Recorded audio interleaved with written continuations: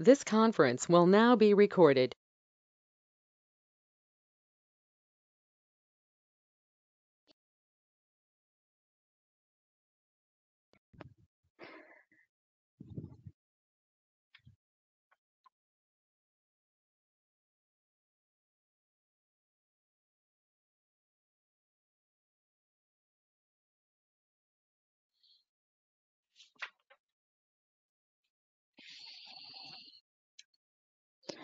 Hello students, I'm Dr. Divya from TeenEinstein. So here we are into the fourth part of sixth chapter, tissues. So in this chapter, mainly three topics they have included.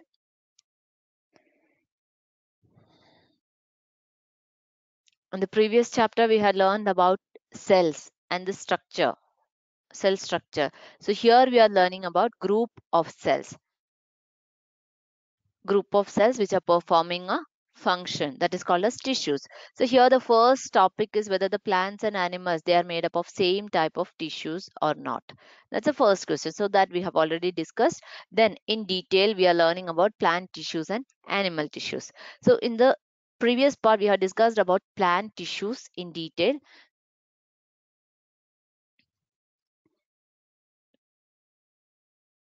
So like the first question they asked that plants and animals are made up of same type of tissues.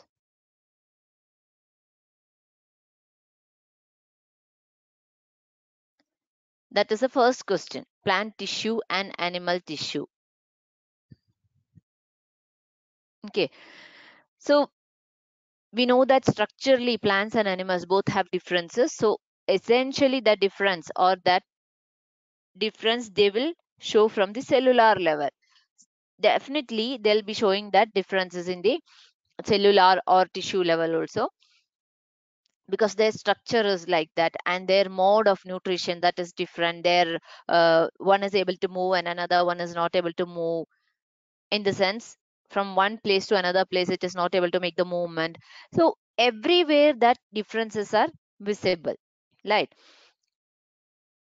So from there we need to know that there are differences between plant tissues and animal tissues, isn't it? Then we learned about plant tissues in detail. So plant tissues, clearly we can say it is located, plant tissues are there on plant body everywhere. Cells are there and group of cells are there which are doing different functions. So this plant tissues they are mainly divided into two types. One is meristematic tissues, that means they are in a stage of division. Next one is permanent tissues.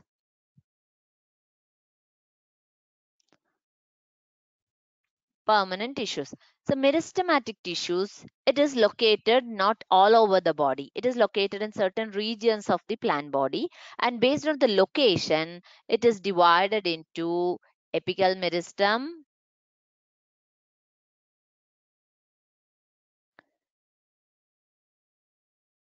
lateral meristem, then intercalary meristem. Hope you remember all these things. Just a short review I'm giving. So meristematic tissues which are actively dividing, those are based on the position, those tissues are divided into apical meristem, lateral meristem and intercalary meristem. Next is about permanent tissues.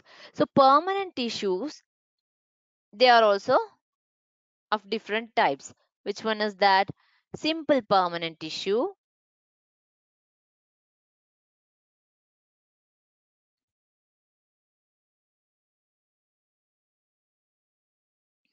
and complex permanent tissue.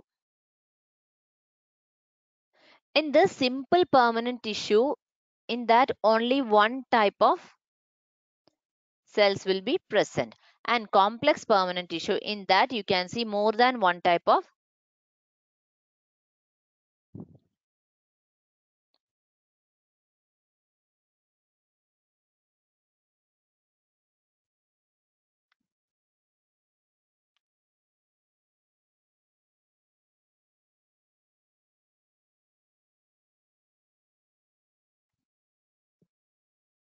More than one type of cells. In which one? In complex one. So here simple permanent tissue examples we can say parenchyma, collenchyma and sclerenchyma, right? In the same way here for complex permanent tissue also we can give examples xylem and phloem. So these many topics up to the previous part we have discussed about plant tissues in detail.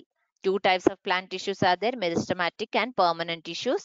And in meristematic tissues, based on the location or the region where it is present, meristematic tissues are classified into apical meristem, lateral meristem and intercalary meristem. And here when we are coming to the permanent tissues, that is also of two types, simple permanent tissue and complex permanent tissue. Simple permanent tissue means they have only one type of cells in that, and examples are parenchyma, collenchyma and sclerenchyma. Next, the complex permanent tissues means they have more than one type of cells, and for that also examples we have learned xylem and phloem, right? Hope up to this everything is clear. So next we are moving to animal tissues. Animal tissues.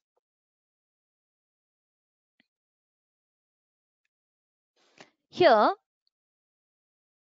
just we need to start with a common process which is taking place in our body.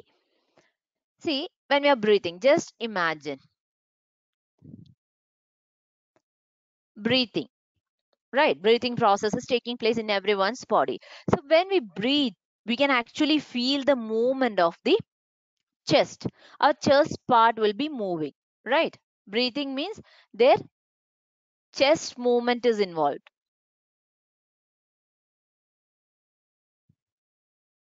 right?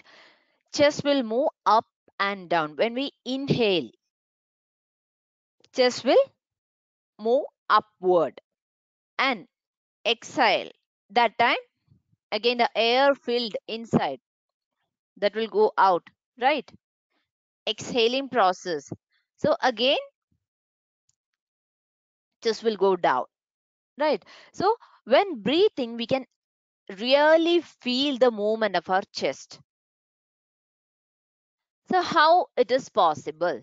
We are breathing, just we are taking air inside, right? For the movement of air, along with that chest part is also moving up and down, and we are taking air inside and it is going through several places of our body. So what is happening there? How these body parts are moving? Our question is how body parts are moving.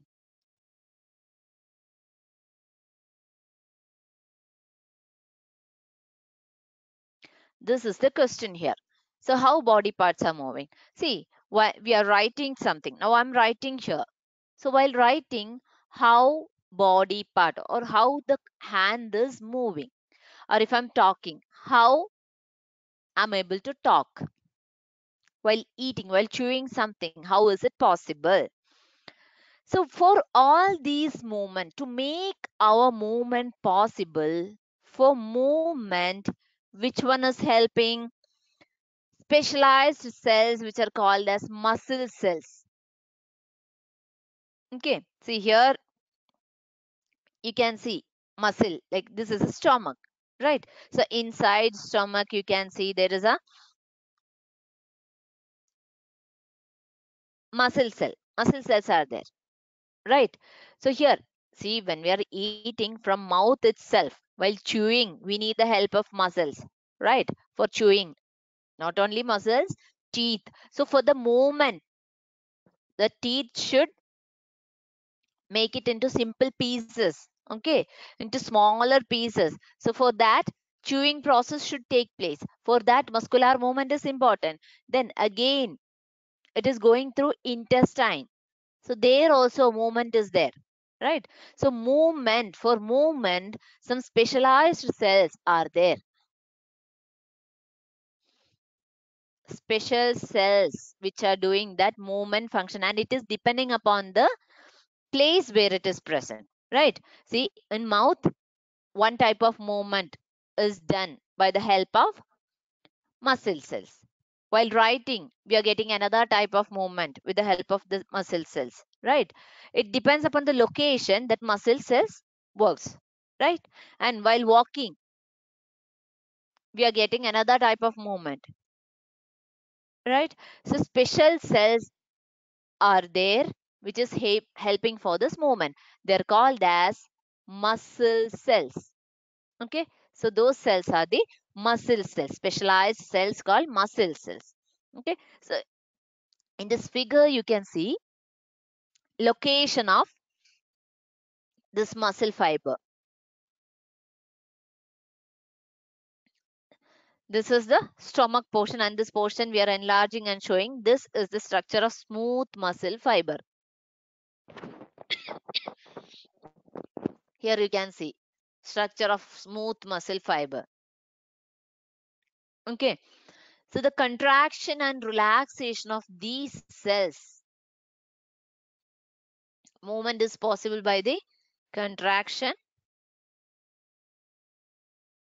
and relaxation of muscle cells. That makes the movement. Okay, so the contraction and relaxation of muscle cells are helping for the movement. So that is making that movement. So muscle cells are, especially they are helping for the movement, and it depends upon where it is present based on the location that movement is. Everywhere it is not making the same movement. Okay, basically it is helping for the movement. Okay, and the contraction of relaxation, muscle contraction and muscle relaxation, that is helping for movement of each part. Clear? Then see, we said during breathing, inhaling oxygen, right? Inhale oxygen, right? And where it is going while inhaling, where it is going? It is going to the lungs, right? It is going to lungs.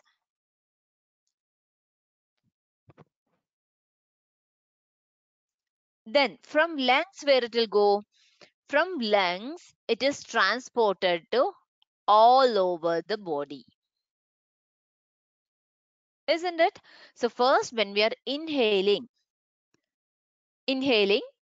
air is going inside. So our chest movement will be upward, right? Because air is getting filled inside lungs. So that inhaled air from that oxygen that will go to lungs, and from lungs it will go to different parts of the body. Okay, and how it is going all over the body? Through blood, right? So through blood it is going to all the parts of the body. So next question. So here it's clear that with the help of muscular movement, all these processes are, this movement is taking place, right? So we said inhaling time, air is going inside, and from that oxygen, we need the oxygen, right? So that is, generally we can say air, but oxygen is going to lungs, and from lungs through blood it is reaching all over the body, isn't it? Then why these cells all over the body means it is going to each and every cell, right? To cells, all cells it is going. Why cells need oxygen? Why cells need oxygen? This is the question. Why they need cell, sorry, why they need oxygen? Why all the cells need oxygen? Because cells should be in an active stage, right? So cell, they need oxygen for all the purposes. They need energy for the synthesis of energy. They need, with the help of oxygen only they can do everything, right? For the proper functioning, it is required. Oxygen is required. So through blood, it is reaching.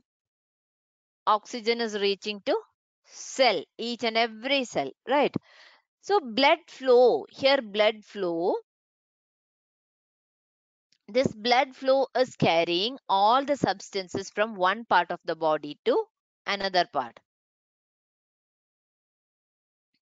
All substances, oxygen, nutrients, minerals, all these substances are carried by blood from one place of the body to other place.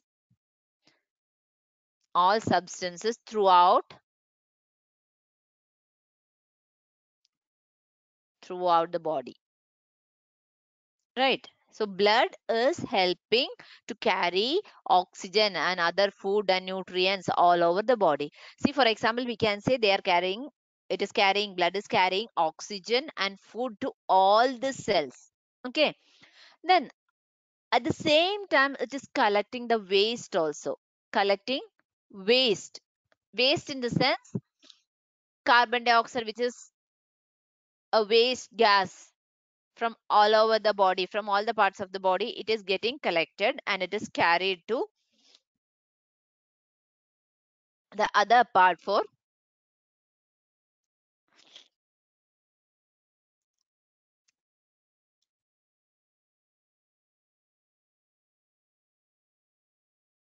or it is allowing to make it to come out of the body, because carbon dioxide is not necessary, right? So that should come out. So that is also carried, the waste material is also getting carried. So here we can say that blood is collecting the waste from all parts of the body and that carries them into, carries to where? Liver and kidney for disposal. Liver and kidney. Then finally, it will get disposed. Okay. So waste material also getting collected and it is reaching to liver, then to kidney, then all these kidney, that final filtration, it is done by kidney, and after that whatever waste is coming, that will go or it will get disposed, right? The whole process, that and all you will learn in higher class, 11th and 12th. For each and every topic of this chapter, you will be learning in detail in higher classes. Okay. So for 9th standard, this much is required. So blood, it is taking oxygen inside, and through blood, it, when we are inhaling, air is going inside, and that oxygen is carried through blood to all over the body, or each and every cell it is reaching, right? Oxygen is required. Then the same blood, it is collecting the waste material, right?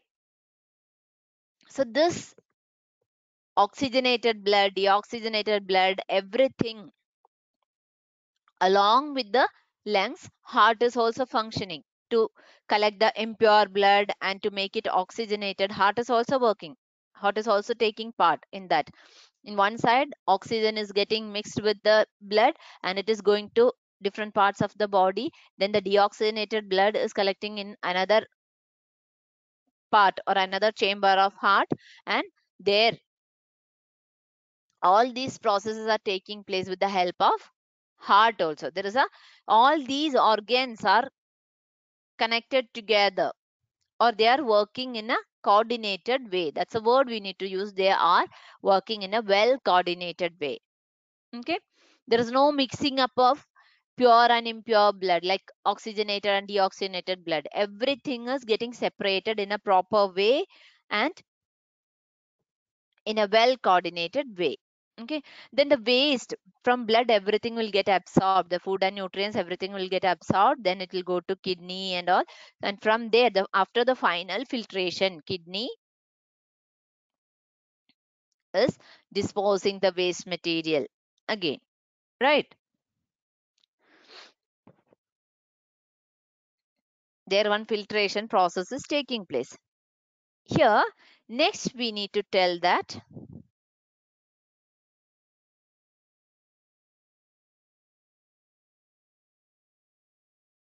In our body, we can say example for tissues, that's um, blood and muscles, muscle and blood. These are the best example in our body for this tissue which is found in our body. So on the basis of function which they are doing, there are different types of tissues, animal tissues. Okay, so I said based on the function, there are different types of animal tissue. Okay, which are they?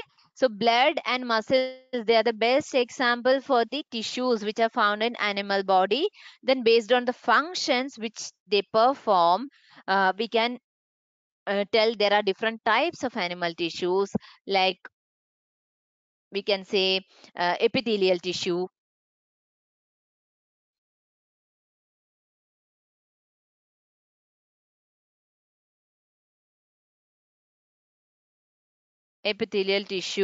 then connective tissue,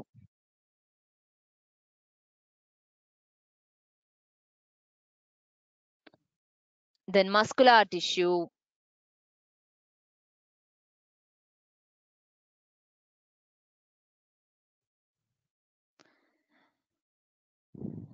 nervous tissue.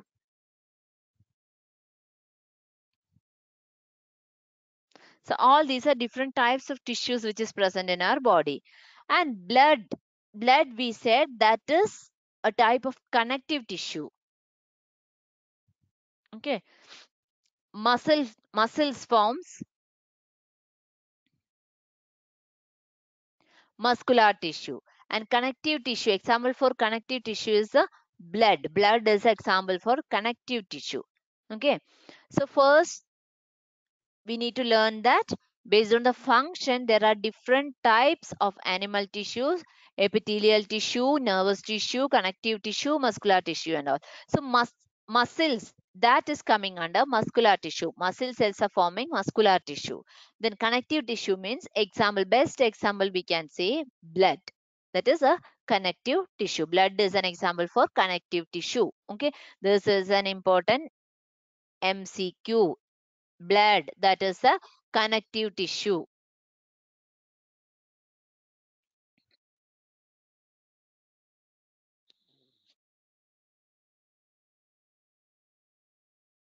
So first let's see epithelial tissue.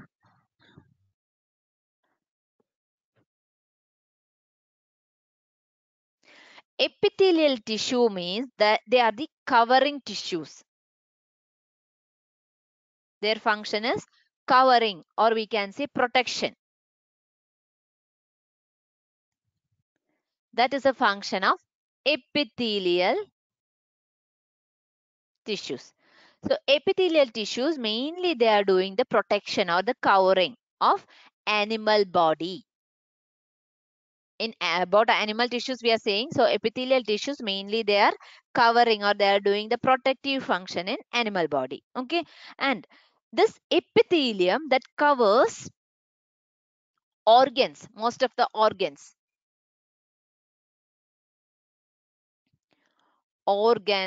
then body cavities.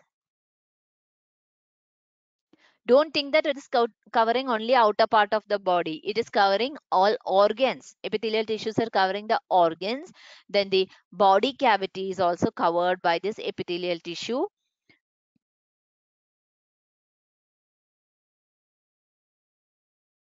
Then another point we need to mention is this is keeping different body systems separately. This separates different body systems. Okay, so this is like a membrane or covering. So this is separating different body systems. Okay, so within the body, different body systems are there. So this is also forming a barrier, or this is keeping that different body systems separately. Okay, so here we can see in mouth also you can see skin, which is the lining of that mouth. Then lining of blood vessels, then lung alveoli, kidney tubules, all these are made of epithelial tissue. There in everywhere you can see this kind of epithelial tissue. Mouth, then kidney tubules, blood vessel lining, lung alveoli. Everywhere you can see this is lining or this epithelial tissues. Okay, so this epithelial tissues, in these epithelial tissues,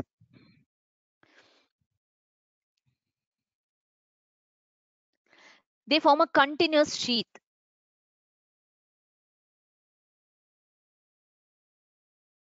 Like the epidermal cells we said, do you remember in plants? So like that it is here in the epidermal cells that is forming continuous sheath. These cells of these epithelial tissue, the cells are very tightly packed. Here you can see tightly packed cells and continuous cells, like a continuous sheath it will be. And there is, it's continuous sheath, so no intercellular space. No intercellular space, and they have only very little amount of cementing material between them. Little amount of cementing material,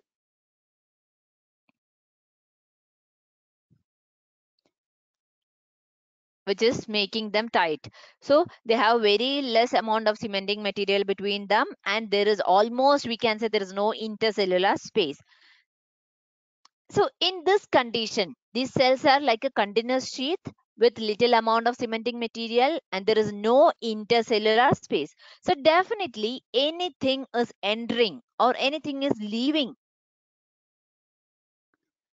that body, right? It is covering the body and the organs, right? So anything is entering to body or anything is coming out of the body means that should, or that matter should cross at least one layer of epithelium, right?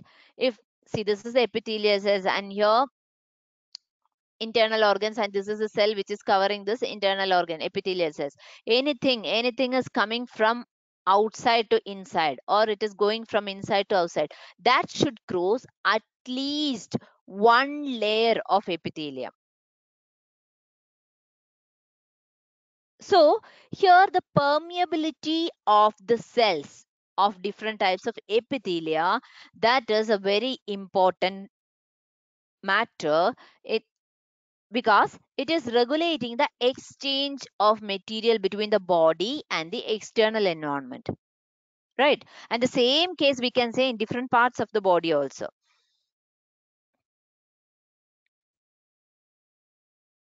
Okay, so it is selective, right?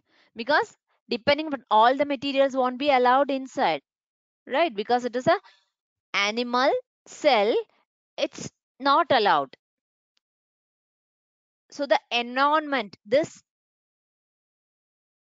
cell layer should get crossed, which is coming from outside, some material which is coming from outside to inside the cell or inside to outside the cell, whatever may be, it should cross at least single layer of epithelial cell, right? So as a result of that, the permeability of the cells of different epithelia, that play an important role in regulating the exchange of material between the body and the external environment. Okay, and in the same way, we can explain between the body parts also. Okay, so whichever type it may be, whichever type, based on the type, we said the exchange is taking place. So whichever type it may be, all epithelium is usually it is separated from the underlying tissue. Epithelium or epithelial cells that is separate from underlying tissue. See, this epithelial cells are separate. Underlying or under that many type of cells or tissues may be there. So that epithelial cells are separate from that. Okay, because there is an extracellular fibrous basement membrane. Extracellular fibrous basement membrane. Usually it is separated from the underlying tissue by an extracellular fibrous basement membrane. Clear?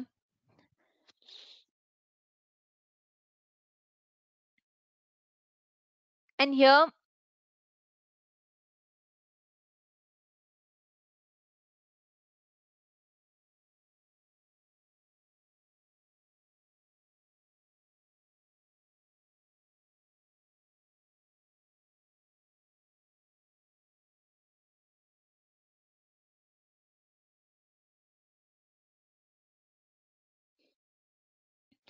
we said like different epithelia.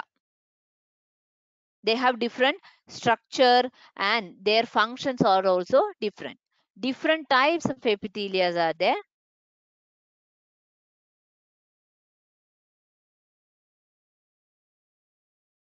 Epithelial cells are there. And these types are based on their function. Okay, so based on the function, structure varies, that you know. So different epithelia, here you can see different types. So that structure that is related to their unique function. Okay, so for example, we can say in lung alveoli or blood vessel, in blood vessel, there transportation is taking place, right? Through blood, what is transporting? Oxygen and other substances, all other nutrients are getting transported through blood. So transportation is their function. So where transportation of substances occurs through this selectively permeable surface, there is, you can see, simple flat kind of epithelium. Okay, so that is called as simple squamous epithelium. Squamous means scale of skin. Okay, here simple substances should be carried out. So their permeability, that matters. Permeability or selective permeable surface should be there. So there is a simple flat kind of epithelium is present. Okay, so that is called a simple squamous epithelium. Simple squamous epithelium, in which one? In blood vessels and all, you can see simple squamous epithelium. Correct? So here you can see in the this first figure, like this, flat structures, because the transportation there, the membrane permeability, selectively permeable membrane, and the exchange of material, that is also taking place. So they need a structure in such a way that simple squamous or flat structure that required. So that type of epithelial cells are called as simple squamous epithelium. Okay.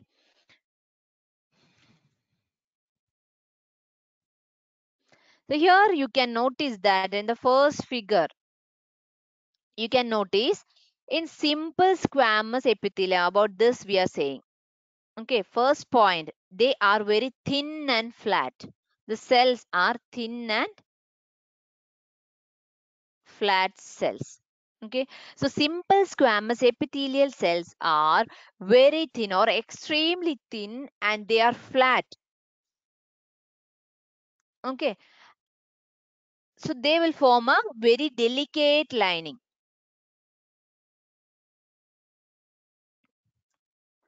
Delicate or very thin lining.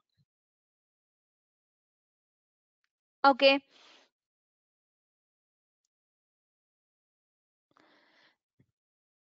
So blood vessels we said, right? Next, esophagus and the lining of mouth.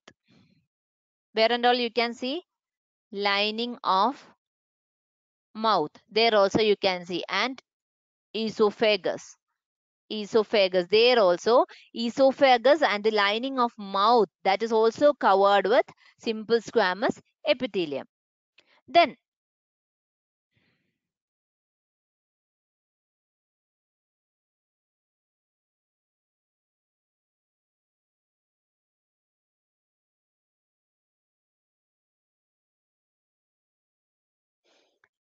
another one, another type of epithelial cells we can see, that is,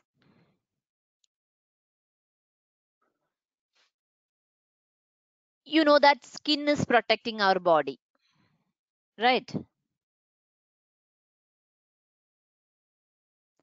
And our body outermost covering, that is skin, right? And that protects the body, and that is made up of another type of epithelial cells,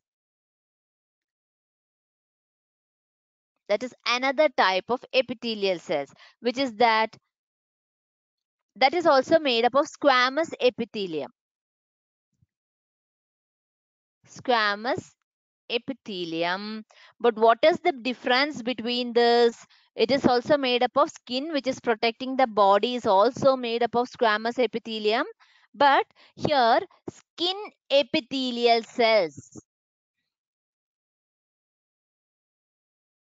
Skin epithelial cells, they are arranged in many layers. Okay. They are many layered. They are having many layers. Okay. So that is to prevent the water and tear. Prevent water and tear, right? So they are arranged like layers. Okay, they are arranged. They are also squamous epithelium, but arranged in layers. Clear? So they are arranged in a pattern of layers. So that epithelium is called as stratified squamous epithelium. So about this one, stratified squamous epithelium, we are telling this you can see in skin. So layers, different layers, it is arranged in a pattern of layers. Okay, that is also squamous epithelium. They have flat structure and which is helping for the absorption process and all. But here it is arranged. These squamous epithelial cells are arranged in many layers. Okay, in skin. And it is having the protective function, the outermost one. So many layers it is arranged. Okay. So in skin you can see squamous epithelium, but it is stratified. It is arranged in many layers.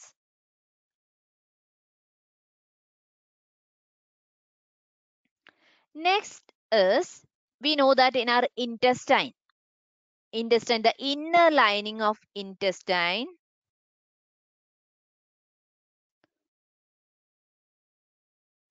there what function is taking place? Secretion. Secretion of what? Different kinds of enzymes or digestive juices they need to secrete. Then absorption. Absorption is taking place. So all these kind of functions are taking place in the inner lining of intestine, right?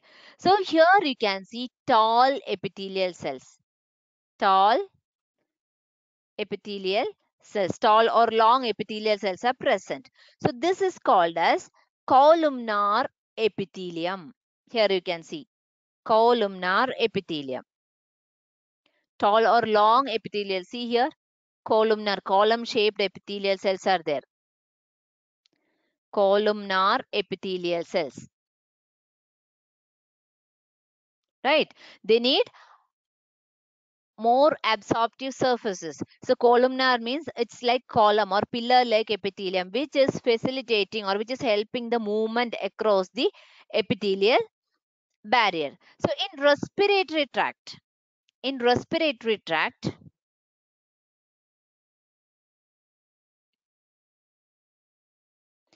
This same columnar epithelial cells are present, but there you can see hair-like projections on the outer surface. Here also respiratory tract also columnar epithelial cells you can see. But they also have cilia with cilia. Okay, cilia means they are hair-like projections on the outer surface of the epithelial cells. On the outer surface of the epithelial cells, hair-like projections you can see. And this cilia, it's for what? It can move, and that movement pushes the mucus forward. Okay, that helps for movement of mucus forward. Okay, for clearing it. Okay, so this type of epithelium is called as ciliated columnar epithelium. So in respiratory tract also you can see columnar epithelium, but ciliated columnar epithelium. So if you're getting a question like what kind of epithelial cells you can see in respiratory tract, there you'll get both the options, columnar epithelium and ciliated columnar epithelium. If you're getting those options, you should select the ciliated columnar epithelium. Or generally, if they are giving squamous, stratified, columnar, cuboidal, in that you need to select columnar epithelium. Okay, specifically they have mentioned, they have specified like ciliated columnar epithelium means you need to select that.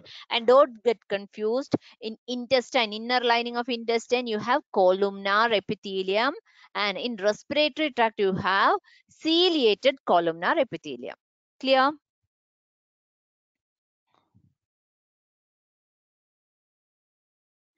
Next, cuboidal epithelium, the last one. Okay, cuboidal epithelium. See, this is with cube shaped cells are there. Okay, you can see here cube shaped cells are present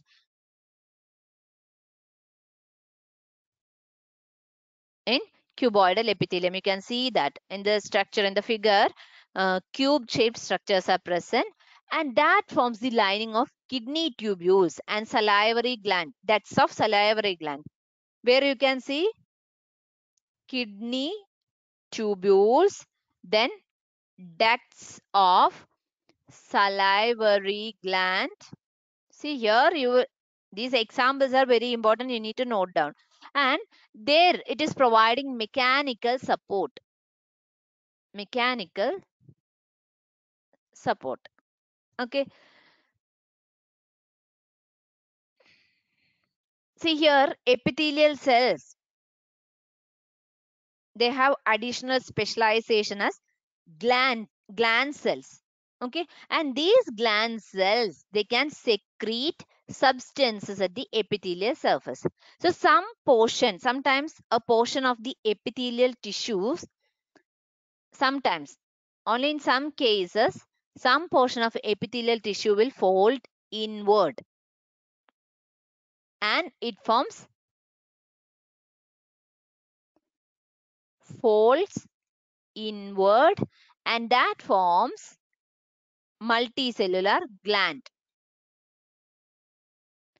Multicellular glands, or these glands are helping for the secretion. So that type is called as glandular epithelium. Glandular epithelium. Okay, so these are the different types of epithelial cells, which is that squamous, stratified, columnar, cuboidal. Okay, you need to write down what is squamous and which type of cell structure you can see. What is stratified squamous, how is the cell structure, and what is the difference from the squamous and stratified squamous, where you can see this. Next, columnar. What is columnar? epithelial cells and how the cell structure is pillar like structures or column like structures you can see. And there one more type we need to mention, normal columnar epithelial cells, where you can see intestine and where you can see the ciliated, if they have cilia that is present in the respiratory tract, there you can see the ciliated columnar epithelial cells. Next is cuboidal epithelial cells, or what is cuboidal epithelial cells? You can see cube shaped cells, right? And what is glandular epithelium, where you can see this cuboidal epithelial cells like salivary glands and kidney tubules. There you can see this. And sometimes a portion of that epithelial tissue may fold inward. Okay. And that may form, see, in that folding also many cells are there, multicellular structure that will be. So multicellular glands are getting formed. So that is called as glandular epithelium. Clear? So that's about the epithelial cells. Okay, so epithelial tissues. Okay, so in animal tissues, in this part, we have learned about epithelial tissues. Different types of epithelial tissues are there: squamous, stratified, columnar, cuboidal. In that also, with example, we need to learn. And with this diagram, if you are explaining, it will be very easy. Clear? So in the next class, we'll be learning about another type of animal tissue. So one type we have learned animal tissue. The first type what we have learned is epithelial tissue. So in that epithelial tissue, different types are there: squamous, stratified squamous, columnar, then cuboidal. Right? Next class, we'll be learning about another type of animal tissue, which is connective tissue. Okay, connective tissue, that we will be learning in the next class. Okay, thank you.